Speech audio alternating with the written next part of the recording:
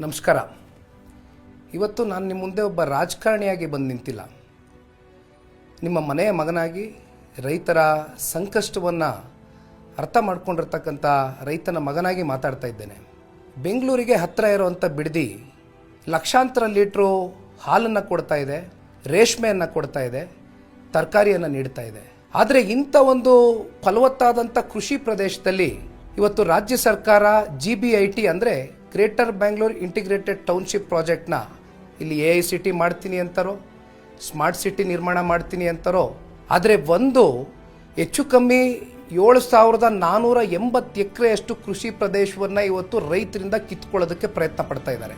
ಅಭಿವೃದ್ಧಿಯ ಒಂದು ಹೆಸರಿನಲ್ಲಿ ಇವತ್ತು ಸರ್ಕಾರ ಬಿಲ್ಡರ್ಗಳಿಗೆ ರೈತರ ಕೃಷಿ ಪ್ರದೇಶವನ್ನು ನೀಡಿ ಅದರ ಮೂಲಕ 33,000 ಕೋಟಿಯಷ್ಟು ಹಣವನ್ನು ಉತ್ಪಾದನೆ ಮಾಡ್ತಕ್ಕಂಥ ಒಂದು ರಿಯಲ್ ಎಸ್ಟೇಟ್ ದಂಧೆಗೆ ಒಂದು ಪ್ರಯತ್ನಕ್ಕೆ ಇವತ್ತು ಪ್ರೋತ್ಸಾಹವನ್ನು ಕೊಡ್ತಾ ಇದೆ.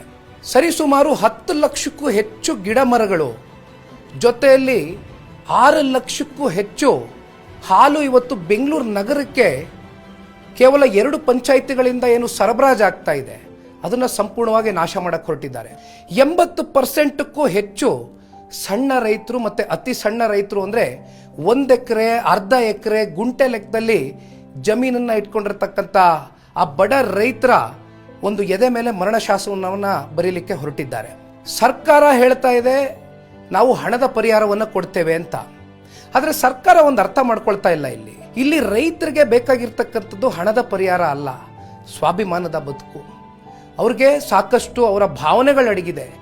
ಇವತ್ತು ಸರ್ಕಾರಕ್ಕೆ ಇವತ್ತು ಕೇವಲ ಒಂದು ರಿಯಲ್ ಎಸ್ಟೇಟ್ ದಂಧೆಯಾಗಿ ಕಾಣ್ತಾ ಇದೆ. ಆದರೆ ರೈತರಿಗೆ ಆ ಹಸಿರು ಭೂಮಿ ಅವರ ಉಸಿರಾಗಿ ಉಳಿದಿದೆ. ಒಂದು ನಾನು ಇಲ್ಲಿವರೆಗೂ ಗಮನಿಸ್ಕೊಂಡು ಬಂದಿದ್ದೇನೆ, ತಾವು ಎಲ್ಲರೂ ಕೂಡ ನೋಡಿದ್ದೀರಿ. ಮೊದಲನೇ ದಿನದಿಂದನೂ ಕೂಡ ಈ ಒಂದು ಹೋರಾಟದಲ್ಲಿ ನಿಖಿಲ್ ಕುಮಾರಸ್ವಾಮಿ ರೈತರ ಜೊತೆ ನಿಂತಿದ್ದಾನೆ. 500 ದಿನಗಳಿಗೂ ಹೆಚ್ಚು ಕಾಲ ರೈತರು ಬೀದಿನಲ್ಲಿ ಹೋರಾಟವನ್ನು ಮಾಡ್ತಾ ಇದ್ದಾರೆ. ಒಂದು ಕಡೆ ಸರ್ಕಾರ ಹೇಳುತ್ತೆ ಅಲ್ಲಿ ಯಾರು ಕೂಡ ರೈತರೇ ಇಲ್ಲ, ಅಲ್ಲಿ ಯಾರು ಕೂಡ ಕೃಷಿ ಮಾಡ್ತಾ ಇಲ್ಲ ಅಂತ.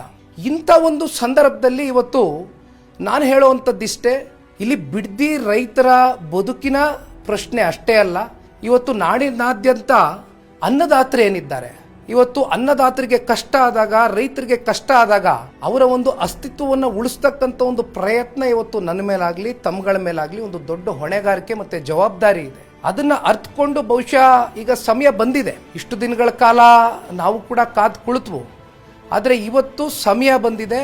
ಇದೇ ತಿಂಗಳು ಆಗಸ್ಟ್ 9, 10 ಹಾಗೂ 11ನೇ ತಾರೀಕು ಬೈರ್ಮಂಗಲದಿಂದ ಬೆಂಗಳೂರಿಗೆ ಫ್ರೀಡಂ ಪಾರ್ಕ್ವರೆಗೂ ಪಾದಯಾತ್ರೆಯನ್ನು ಹಮ್ಮಿಕೊಂಡಿದ್ದೇವೆ.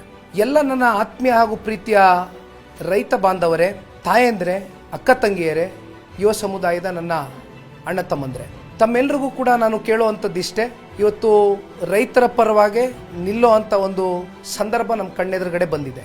ಹಾಗಾಗಿ ಇವತ್ತು ರೈತರ ಅವರ ಭೂಮಿಯನ್ನು ರಕ್ಷಿಸ್ತಕ್ಕಂಥದ್ದಕ್ಕೆ, ಅವ್ರಿಗೆ ಉಳಿಸ್ಕೊಡ್ತಕ್ಕಂಥದ್ದಕ್ಕೆ ನಾವು ನೀವೆಲ್ಲರೂ ಕೂಡ ಗಟ್ಟಿಯಾಗಿ ನಿಲ್ಲೋಣ. ಬನ್ನಿ ಬಿಡದಿಗೋಸ್ಕರ ಹೋರಾಡೋಣ.